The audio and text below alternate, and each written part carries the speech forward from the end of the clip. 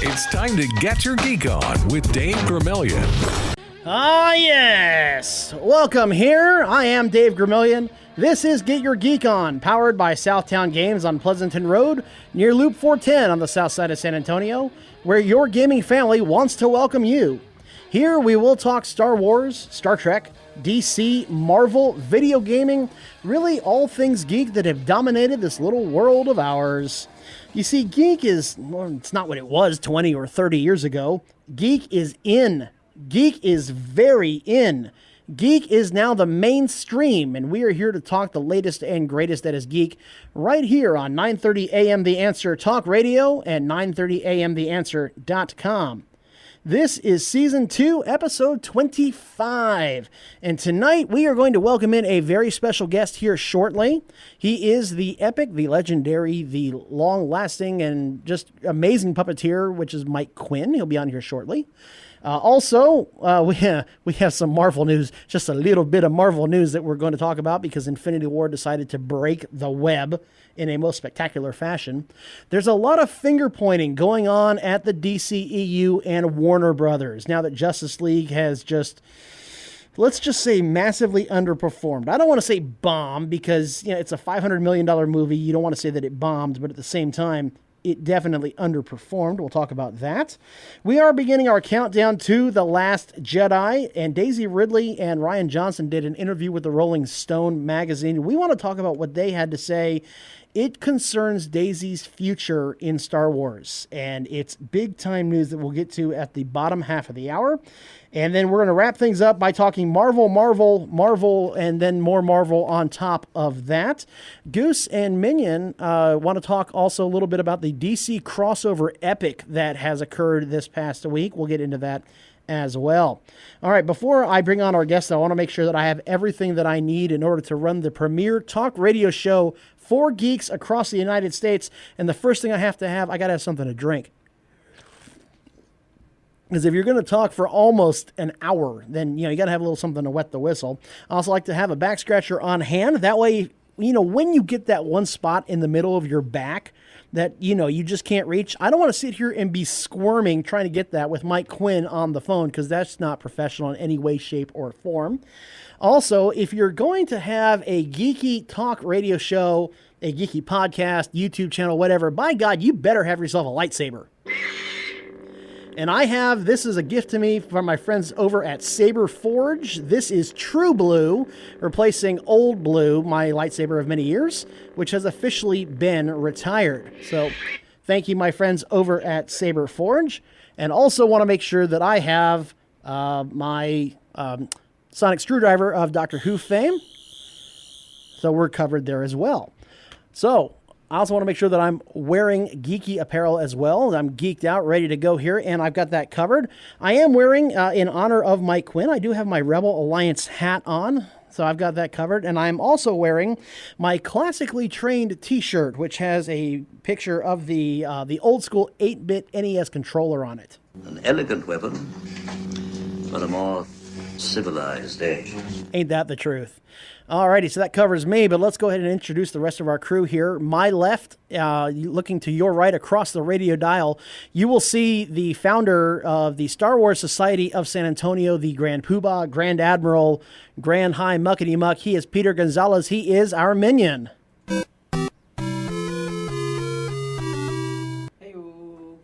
Hey, Peter, how you doing? I'm doing great. All right, and how are you rocking your geekiness today? Well, I decided to kind of class it up a little bit for once. Let me see. I'm actually wearing my Batman animated series tie, which has all the classic characters: Batman, Robin, Two-Face, Poison Ivy, Joker, Penguin, Mr. Freeze, Mad Hatter, and the Riddler. Outstanding. And if you look further to my left, your right, across the radio dial, you will see the man spinning the ones and zeros. He is our sound prognosticator. He is Goose. No, there's two O's in Goose. Goose, how are you rocking your geekiness today? Well, I've got from our good friends at riptapparel.com. That's RIPT apparel.com. I have my little Star Wars, The Last Jedi Transformers mashup called The Last Prime. Outstanding. Okay, so we are pretty much rip-fired and ready to go here. I do want to make sure that we talk also just briefly about how we're going to be at Nerdtacular next weekend. Not this weekend, obviously, because, we're not there. But Nerdtacular is next week, and we will be there. You can come out and see Minion. You can see Goose. You can see myself. We will do shows from the show floor. That'll be at the Wonderland Mall of the Americas at San Antonio off of Fredericksburg and Loop 410. Alrighty, so let's go ahead and introduce our special guest here. This is so much fun, always. I love bringing in guests, especially of the highest quality for you guys, and this man certainly qualifies. He has a resume as long as anybody else in Hollywood right now, and I want to welcome here Mike Quinn. Thank you so much. Hey. Very kind. Hey, there we go. There's some appropriate intro music there for you, sir. I know, that's lovely. Wow. Mike, how are you doing nowadays? I'm doing great, thank you. Yeah, doing very well. Enjoying life and working hard and trying to squeeze all the things in I need to squeeze in, knowing that the bigger half of my life is probably done and looking at the second half now. Yeah, but great, good to see you all too on the old live feed here. That's right. You can see us here at facebook.com/GYGO radio. All of our videos are up there as well, so we're waving, we're saying hi up there.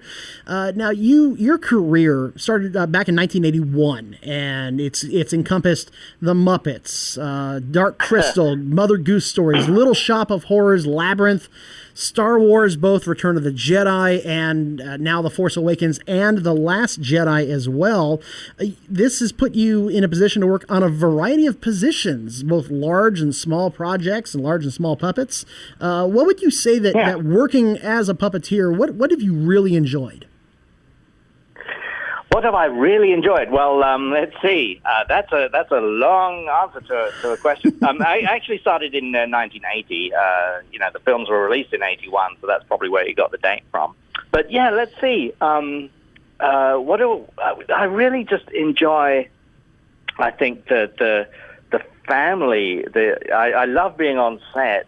I miss it when I'm not there. I try to be the first to arrive and the last to leave. It's very sad, really. But I just love being on a set with the crew and the cast and the creatives and the designers and the writers and the lighting people and camera operators. And when you're on something for a long time, you do sort of become close friends, and they are like family.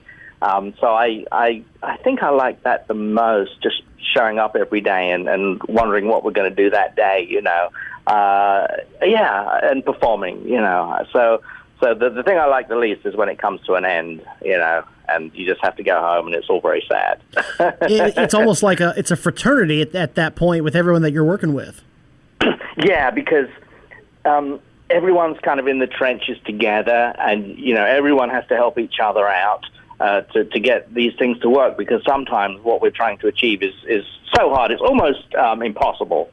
So we all lift each other up, and make each other look better, I hope, So yeah, it is a bit like that. Now, when it comes to working on sets, do people kind of form their own little cliques, like all the grips hang out together, all the puppeteers hang out? I mean, it's not like Daisy Ridley came by and had lunch with you guys, right? A little bit. I mean, often it starts out that way.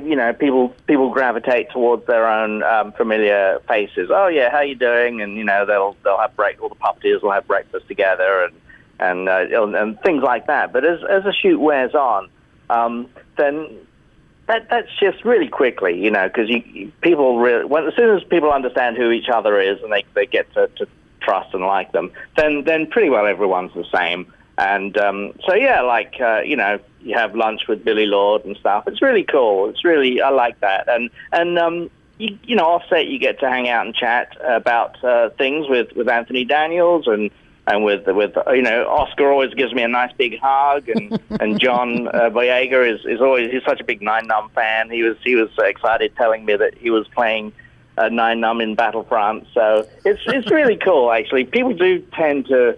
I mean, when you're working, you kind of have to put your serious working hat on, or in my case, working head on. But but it is nice when people mix it up a little bit, and I usually try to go out of my comfort zone and get to know other members of the crew and cast as well, time allowing. I enjoyed that. And Mike, did you get to spend any time on set there with now the late Carrie Fisher after a 30-year separation? Well, yes, there were some scenes in the Rebel base there in The Force Awakens where they placed Nien Nunb right next to her. So he was in a bunch of shots there looking at the hologram thingy. Now, speaking of Return of the Jedi and that big separation there, can you discuss the differences between working on the set of Return of the Jedi in the early 80s and now The Force Awakens and The Last Jedi? Yeah, let's see. The Return of the Jedi was, we filmed that the first half of 82. I think we actually started January of 82 at Elstree. And the first thing we did was Jabba's palace.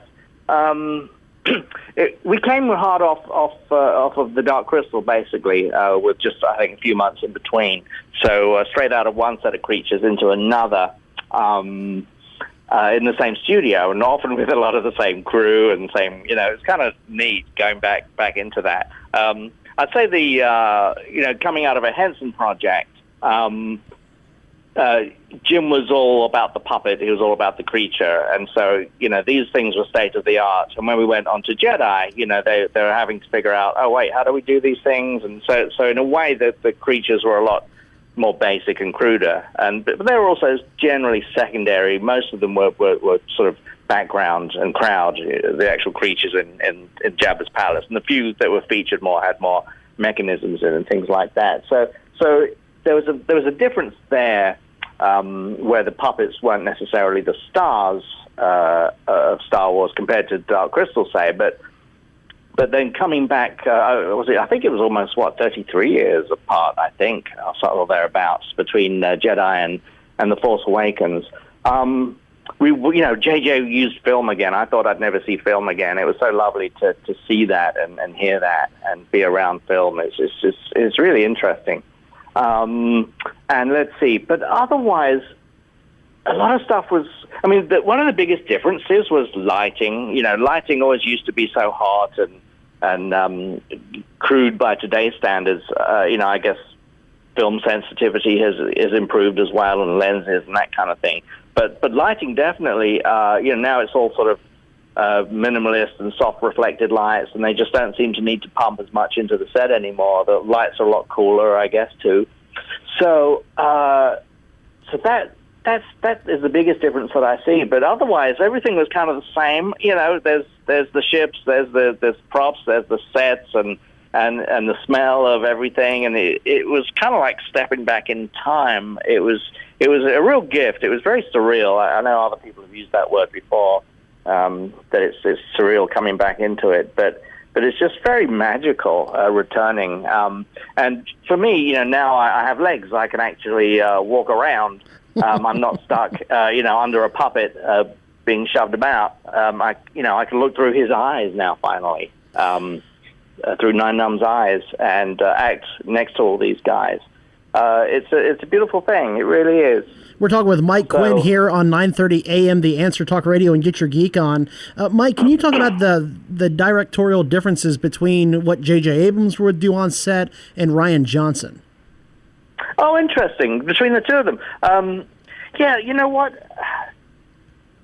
I think that they're kind of similar, at least in my experience. They're both really very, very approachable, very friendly. They're both very smart. They were both very happy on set. Both very generous. I didn't feel that I couldn't go up to them and ask them a question about something. And they were all both very gracious. I think very creative and flexible on set as well. I guess I'd need to work with them a lot more extensively, both of them, to sort of get into the subtleties of the differences between the two. But I think I can see more similarities than anything. They just got that right sort of mindset and that right attitude. And they're both, big fans. They're both, dare I use the word, geeks, I think. It's appropriate for the show. And no, so they're big kids in a toy shop as well, just like I think pretty well most of us were. Really, it's kind of funny. Speaking of when the cameras aren't rolling, everyone's saying to each other, "I can't believe! Look, I'm in the Star Wars! I'm in Star Wars!" then action, and then everyone's like all serious and working again. So I don't think J.J. or Ryan are any different to that. now, speaking of The Last Jedi, since you worked on the project, we certainly wouldn't want you to say anything that would violate any non-disclosure agreements or get you into trouble with Lucasfilm or anything like that. But what are your well, hey, if you want, hey, you're the guest. Okay? But what are your general impressions of the film? Oh my goodness, I'm just really excited. It seems it feels to me that there's just a lot of heavy drama going on in this movie. I mean, I only know my scenes or stuff around that. There's a lot of the movie that I had nothing to do with and I don't know anything about, and that's great. I prefer it that way. Just like with The Last Jedi, there are a lot of surprises for me, and I can see the film for the first time pretty well, the same as the rest of the audience. So that's really nice. I know a lot of people were saying they felt The Force Awakens was it's just like watching Star Wars again. It's really funny, but I never got that. I guess it's because, if you look for similarities, you might see them, and people have pointed out what they were. But to me, we were seeing things in a fresh way. He was showing us these characters in a new way, and I love just seeing like how JJ showed us the Falcon in ways we hadn't seen it before. New angles, adding extra dimension and character to the Falcon. I don't know. It's funny. It just never. I'm usually pretty critical of films, actually, but I just became this kid and went along for the ride, and I just got sucked into it, and I never thought, oh, this is like Star Wars. And I'm not even convinced that it really even is, to be honest. There might be a few events that parallel, maybe. Others will disagree with me, but it just never came into my head, and I never thought about that. But let's see, I don't think I answered your question, did I? Well, we're looking for just your general impressions of The Last Jedi. Do you think it's going to be a home run of a film? The Last Jedi, oh my goodness, I do. I've not seen the finished thing, but everything points towards this being just such a great, fun, amazing ride for us all. It really does. The little bits that I know, I just can't wait. Ryan is fantastic, and I'm so thrilled that they've announced him helming, 10, 11, 12, whatever. So, I think it's going to be great. It's going to be a real ride. It's going to be very dramatic. I'm not saying anything people haven't already said, I think, but it's awesome. Now, in general, you got to work with the late Jim Henson on a number of projects as well. Yeah. But now there's going to be a Dark Crystal series that will come about on Netflix. Are you involved in that as well? No, I'm not. Oh, are you kidding? Oh, that's a crime. Well, they're taping it in the UK right now. I am available. But all right, we gotta get someone on the phone on this. No, come on, that can't work. So what was it like briefly? I know this is not a fair question to ask in just a couple of minutes, but briefly, what was it like working with Jim? Oh, it was fantastic. I started out as a fan anyway, from Muppet Show days when I was still a kid at school. So he was kind of like my ultimate idol of that time. So when I first got to meet him, that in itself was just amazing, to hear sort of that Kermit-like voice come out of him as he's staring at me, and to shake his hand that is actually the frog's head, for example. It was just an amazing thing. But the thing about Jim was he had this unique ability to where he could sort of see potential in people and give them a chance to be who they should be, and I guess that's why he hired me at 16. I don't know. He took a chance on me, maybe, but he must have seen something in me as well that maybe he recognized or trusted. He was very relaxed, very approachable. He had to, in some ways, he was sort of a father figure to the company, I suppose, and to the work. But he was sort of like, there's a lot of him and Kermit, where Kermit has to kind of keep all the crazies together and make things work. Jim was like that too, where he had to focus and direct and produce and make things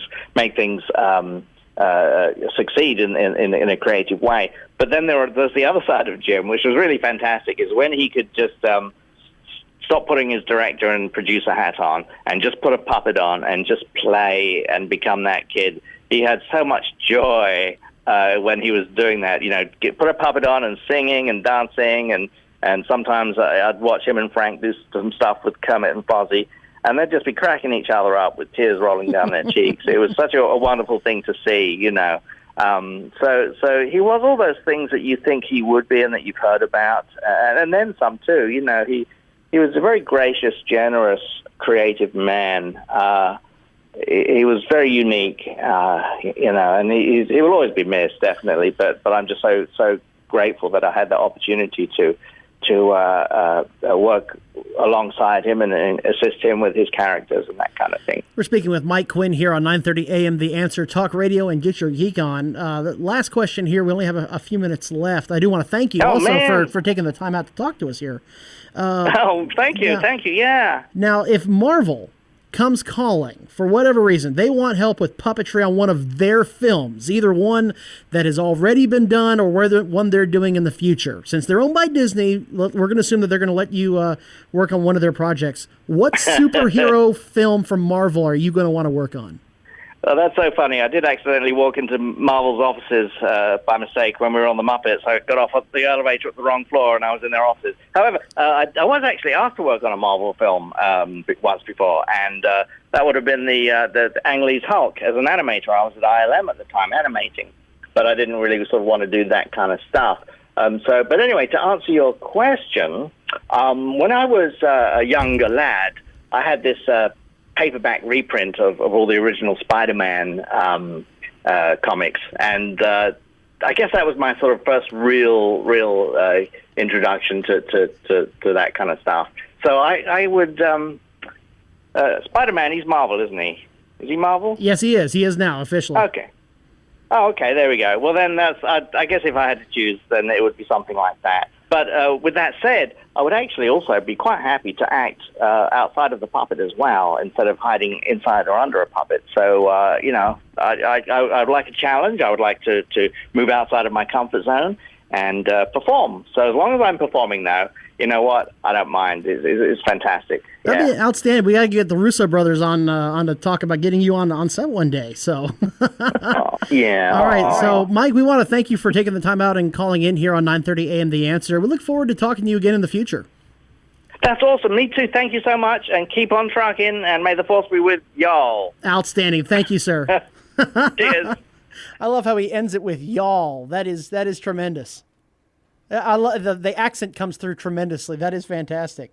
Alrighty, so that was Mike Quinn, 9:30 a.m. The Answer Talk Radio and Get Your Geek On. Wow. What else can you say but wow? A tremendous interview. Now, we don't have too much to talk about left. We only have a couple of minutes. Let's just talk about him news. Staying on, and just taking question after question. No kidding. And we even got a question from our Facebook chat found at facebook.com/GYGO radio. Oh, yes, we did. We're talking about the Dark Crystal series. So now there's a change.org petition that needs to happen. Absolutely. How is he not involved in the Dark Crystal series on Netflix? I have no idea. How is that even possible? Are you kidding me? That was just shocking. It was shocking. I mean, come on. Yeah, we got to get that done. We need to talk to Marvel and get him on the set of a film. Yes. I mean, come on. This guy deserves it. He's put in his time. Exactly. I mean, he can have a cameo here and there. Why not? So we will use every resource at our disposal, which is next to none, to try to get him on the set. So he was working on the Muppets, which was the revival film. Yes. And he walked in the Marvel offices. That's in pretty the neat. Marvel offices, like, oh hey. By the way, that just means Disney does own the world, really, because it's got Star Wars, Marvel, and the Muppets. Yeah, no kidding. No kidding. I mean, that's... Gosh, welcome to my childhood. Holy crap. It's the 80s and 90s revisited all over again. I mean, it's tremendous. I loved how we just talking about, working on the set with Jim and Frank, and I'm just like, Wow. Yeah, he started working with them at 16. God. Jim Yep. picked him at 16. Can you imagine? At 16, I was working at a movie theater, but that was about 16, it. I was working at Fiesta. It wasn't even Six Flags Fiesta, Texas. It was just Fiesta, Texas. Yeah, at 16, I was working at a scout camp that summer. And this guy's working puppeteer with Jim Henson and Frank Yep, Oz. that's it. I Holy couldn't even get a cow. date at 16. You can't get a date now. Oh. 1982, he's working on Return of the Jedi. 2015, he's working on The Force Awakens. 2016, he's working on The Last Jedi. That was Mike Quinn. What an interview. What a guy. We got to talk to him again. Awesome. We'll be right back here on 9:30 a.m. The Answer Talk Radio after this break. Alrighty, welcome back from the bottom of the hour news break. This is Get Your Geek On 9:30 a.m. The Answer Talk Radio, powered by Southtown Games on Pleasanton Road near Loop 410 on the south side of San Antonio, where your gaming family wants to welcome you. I am Dave Gramillion, and if you missed the first half of the show, we had an epic interview with Mike Quinn, talking about his time with Jim Henson on various projects, including The Dark Crystal. How, for whatever reason, he's not involved in the Dark Crystal series coming to Netflix. I don't know what that's all about. Talking The Force Awakens, The Last Jedi, what he thinks of The Last Jedi. Talking about a number of topics in general because his career has just been fantastic. If you missed the interview, it's no problem. You can find it on our archive, which is at 930amtheanswer.com. We're also on SoundCloud. We are on iTunes, and we are on Stitcher Podcast as well. Just search for Get Your Geek On with Dave Gramillion. Alrighty, so with that being said, we're going to touch on some DC news because I mean we just have a lot of news to get to. I'm going through my notes here, and there's a lot to get to. So let's go ahead and dive into some DC news.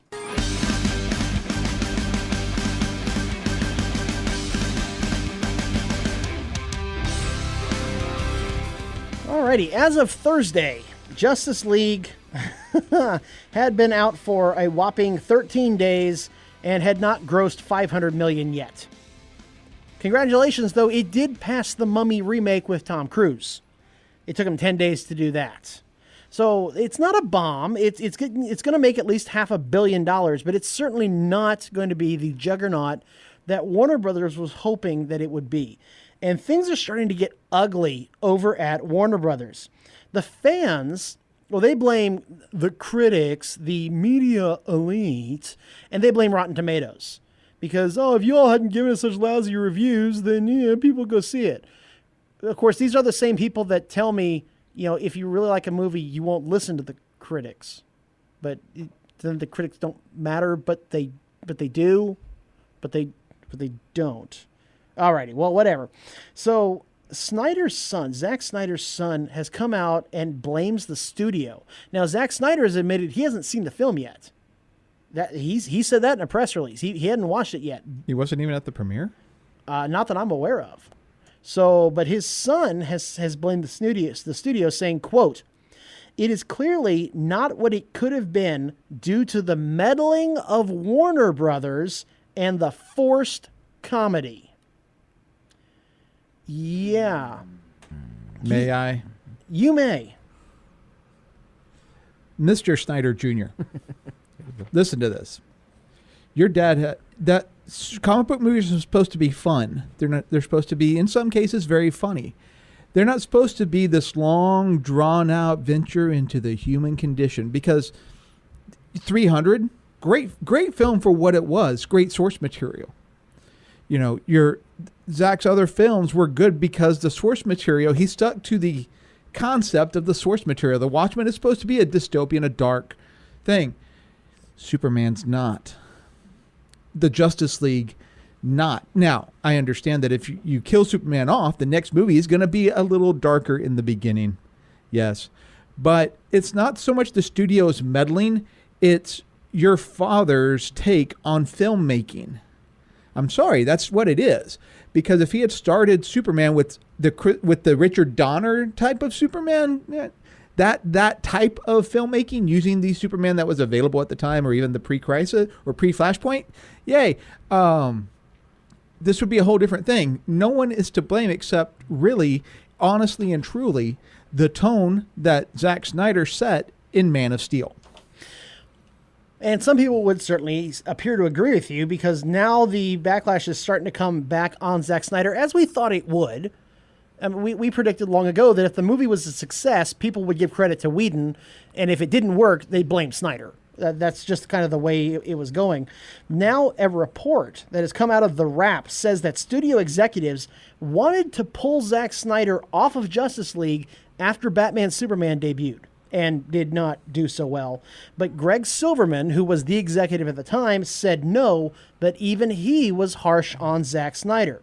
Now, Silverman's not in charge anymore. He stepped down last December, but by then, the wheels were in motion. It would cost way too much money to stop the production, get a new director, and rewrite the whole thing. You got to go with what's Tell called. that to Lucasfilm.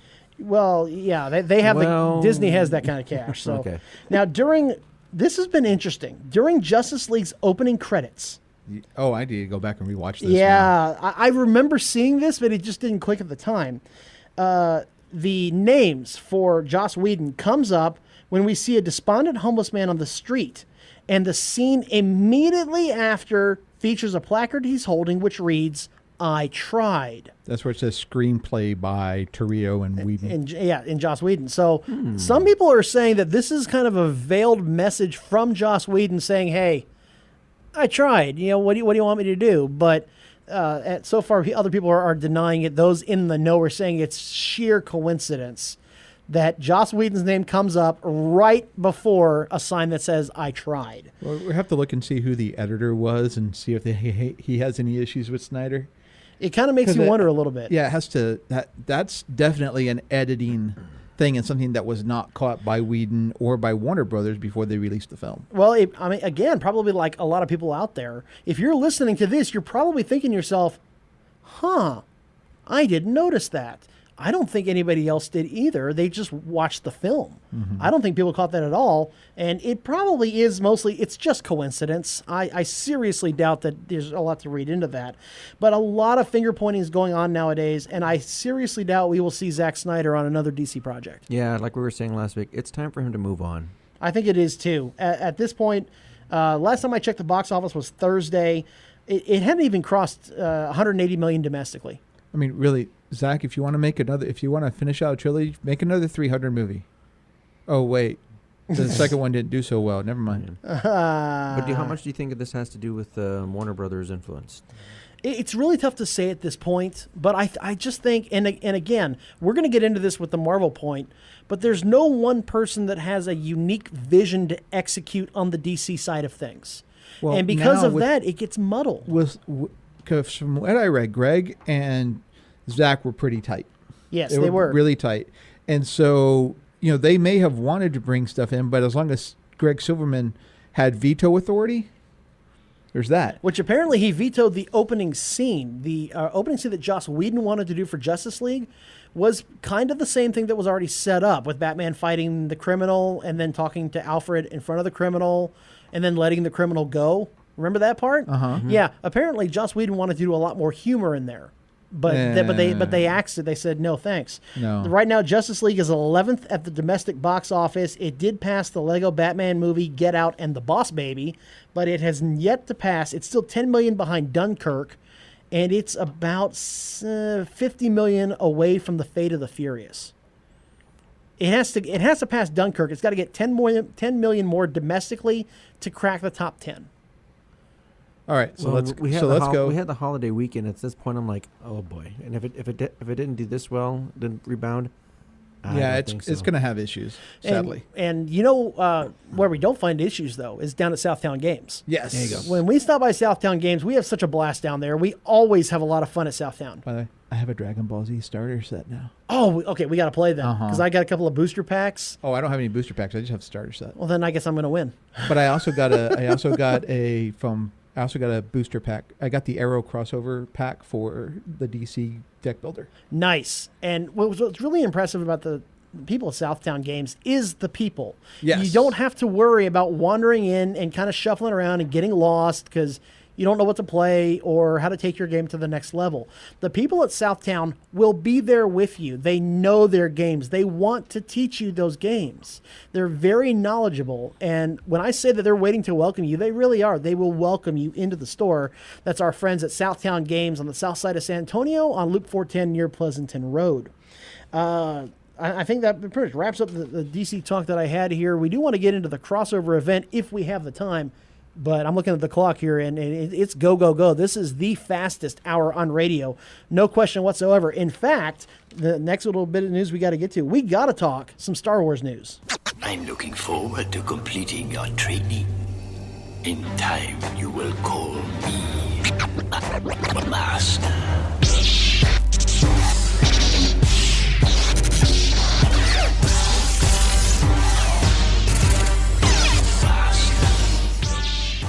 Alrighty, and this is brought to you by our friends over at Laser Legend. Laser Legend on the north side of San Antonio on Loop 1604 near I-35 off of Lookout Road. Features a 4,000 square foot video arcade, including a Walking Dead game, Jurassic Park game, Star Wars Battle Pod, which Goose and I just rocked. Thank you, sir.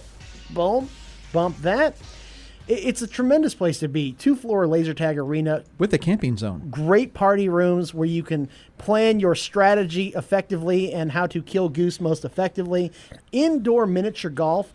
Guys, the weather's going to get crazy in South Texas over the next month. It always does. It's going to be 80 degrees. It's going to be 40 degrees. It's going to be rainy. It's going to be sunny. That's just how it is. And on the same day. And on the same day. But you know the weather is constant, and you're always going to have a good time with our friends over at Laser Legend. So we're counting down to The Last Jedi. It's released on the 14th. A lot of Europe will get it on the 13th, but the UK and the United States will start to get it on the 14th. There are some serious questions that need to be answered because The Force Awakens left so many questions. Yes. How in God's name did Luke's lightsaber that he lost on Cloud City end up with Maz Kanata? How did it even survive at all? How did somebody get their hands on it? Who are Rey's parents? What is Snoke? Who is Snoke? What is this? And seriously, please, J.J. Abrams, tell me that's not his real name. And how did they know it was Luke's lightsaber in the first place? How did they know? Yeah. Because the only true Jedi to actually have that was Anakin Skywalker. That's correct. Anakin had it, then Luke had it, and he lost it on Cloud City. Anakin had it, then Obi-Wan had it. You're right. For 18 years. That's right. Your father wanted you to have this when he was old enough. He never actually said that, but I just assumed that he wanted you to have it when he was old enough. When he was being barbecued. Yeah, exactly. I hate you. Please give my lightsaber to my son one day. If I have a kid. Yeah. he knew that he had a kid. I don't know if I have a son or a daughter, but give it to them. He wasn't sure. He thought he killed Padme at the time. Okay, I thought. So he wasn't sure. Provided Padme lives, give it to him, And what went wrong with Luke's students? Are there any other students that lived that are out there? Who are the Knights of Ren? There are a lot of questions out there that need to be answered. Trilogy. Well, yeah, Kevin J. Anderson. EU, so in the meantime, they're starting to ramp up the hype. In case you couldn't tell, we're starting to get interviews and photo ops and photo shoots. There was an event down in Mexico City with a bunch of the stars that were out there. Yes. Every show I watch on Hulu has at least 2 Star Wars ads in it. Vanity Fair, Daisy is getting interviews, and Rolling Stone's getting Mark interviews. was on Good Morning America. They're all Jimmy Fallon and everybody he was else. on a Disney property? Hey. I know, go figure. Sadly, they're not coming on our show. Not yet. We're getting there, though. But Daisy Ridley did an interview with Rolling Stone, and I read the whole thing. Ryan Johnson was in on it also. And here, I want to pass on just a couple of my thoughts. You can read the interview for yourself. But first of all, oh my God, there were so many shots at Donald Trump in that interview. There's a shocker. I know, right? I mean, Rolling Stone taking shots at Trump, I know is a real revelation. But I don't mind the subtle ones, but God, it was so blatant. It was hilarious. I couldn't. I was like, okay, yeah, you're making fun of Trump. You're making fun of Trump. Yeah, you're making fun of Trump. I get that. Thank you. Yeah, okay, that's good. But this Ryan Johnson said that he hopes that people will be surprised about The Last Jedi. He said, and I'm quoting him directly here, quote, I think it's very funny. The trailers have been kind of dark. The movie has that. But I also made a real conscious effort for it to be a riot. I wanted to have all the things tonally that I associate with Star Wars, which is just, not the Wagner of it. It's also the Flash Gordon. Defender of the universe. Flash He'll save every one of us. So this is kind of interesting because all the talk on social media is how dark this movie is. It's so dark. It's so dark. Those oh my trailers God, it's remind me a dark. lot of, I don't know, Empire Strikes Back. Exactly. It's so dark. Oh my God, you guys, it's so dark. It's the darkest. It's going to be so dark. It's so dark, it's, Luke's wearing a black cloak. But now I'm starting to wonder about if The hallways of the Falcon have no light. Oh my God. And did you notice some of the scenes were shot at night when it's dark? Dun, dun, dun. Now, this is kind of interesting because apparently he's trying to lighten the tone and make it seem more like Thor Ragnarok, which was hilarious. Inappropriately hilarious at sometimes, but still, it was a really funny movie. Guardians is appropriately hilarious all the time. So when you go to see The Last Jedi, be prepared for it not to be quite as dark as you may think. There's going to be a lot of humor in it as well. He also let it be known that they toyed with the idea of Luke being blind for this film. That somehow he had lost his sight. I guess they were going to develop that at some point, but it just never happened. And it said it went to Rogue One, where they had the blind, well, kind of Jedi, kind of not really Jedi, defender of the wills.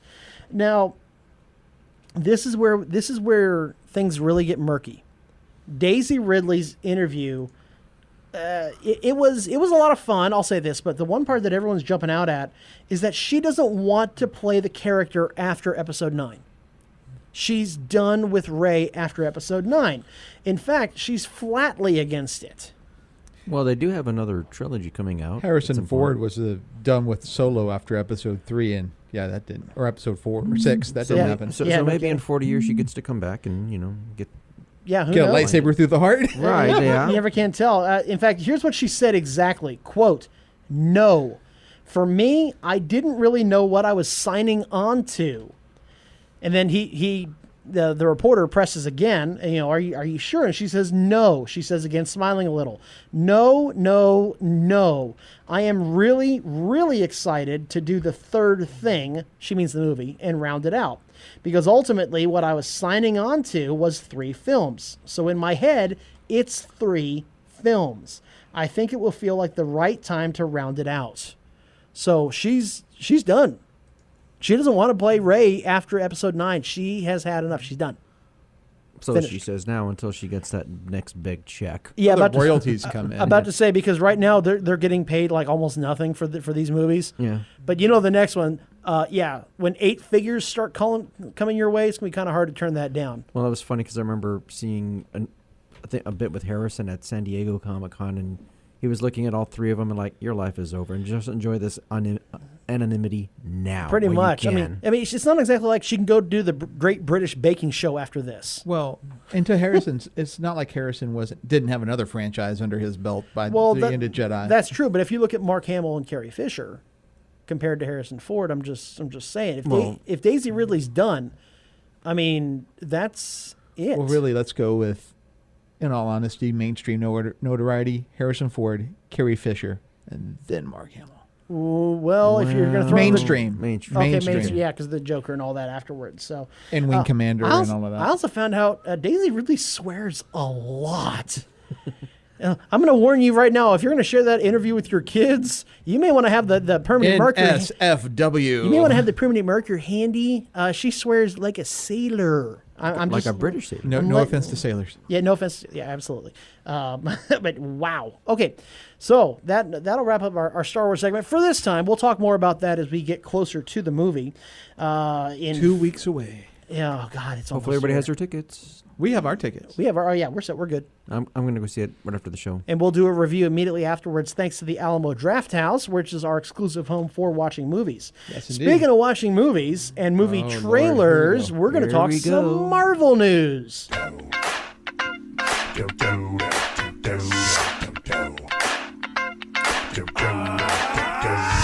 This is that sequel to the smash hit with no equal. This one's for the true fans with Hulk hands and action figures. Flying, dining. Alrighty, and this is brought to you by our friends over at ProDefensePestControl.com. ProDefense Pest Control has been my pest company even before I had the show. So you know that when I'm talking about them, you know that I strongly believe in what they do.